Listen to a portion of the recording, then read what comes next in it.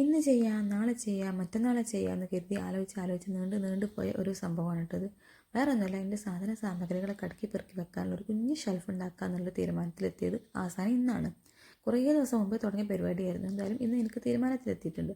അപ്പോൾ അതിന് വേണ്ടിയിട്ട് ഞാൻ ഫോം ബോർഡായിരുന്നു എടുത്തിട്ടുണ്ടായിരുന്നത്. ഫോം ബോർഡ് ഒട്ടിക്കാൻ വേണ്ടിയിട്ട് ഫ്ലെക്സ് കേക്കും എടുത്തിട്ടുണ്ടായിരുന്നു.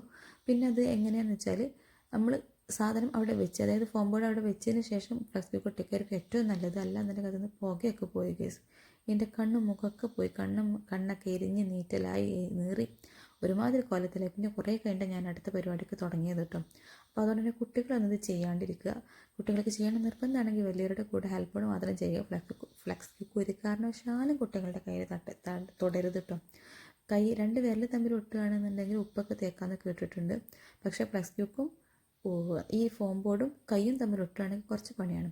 അപ്പോൾ അതുകൊണ്ട് തന്നെ സൂക്ഷിച്ചും കണ്ടൊക്കെ ചെയ്യുക. അപ്പോൾ ഞാൻ ഒരുവിധം എല്ലാം സെറ്റപ്പ് ആക്കിയിട്ടുണ്ടായിരുന്നു. എല്ലാം കഴിഞ്ഞപ്പോൾ എൻ്റെ ഫോം ബോർഡ് വെച്ചിട്ടുള്ള നമ്മുടെ ഷെൽഫ് ചെറുതായിട്ടൊരു ലാലേട്ടൻ ഫാനായി മാറി. അപ്പോൾ അതിനെ സപ്പോർട്ട് ചെയ്യാൻ വേണ്ടിയിട്ട് ഞാൻ എൻ്റെ ബുക്ക് അങ്ങോട്ടും ഇങ്ങോട്ടൊക്കെ ആക്കി നോക്കിയിട്ടുണ്ടായിരുന്നു.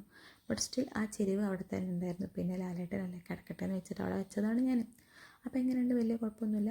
എൻ്റെ ജേർണലും ഡയറിയും ഒക്കെ ഞാൻ അതിനുള്ളിലൊക്കെ വെച്ചിട്ടുണ്ട്. ഇനി നമുക്ക് എന്താ അടുത്ത പണി എന്താണെന്ന് വെച്ചാൽ ഈ പേന, പെൻസിൽ, കത്രിക, ബ്രഷ്, കത്തി എല്ലാം ഇടാനുള്ള നെക്സ്റ്റ് സെറ്റപ്പ് ആയിട്ട് നമ്മൾ അടുത്ത വീഡിയോസിൽ വരാം. അപ്പോൾ ഇഷ്ടപ്പെട്ട ചാനൽ സബ്സ്ക്രൈബ് ചെയ്യാൻ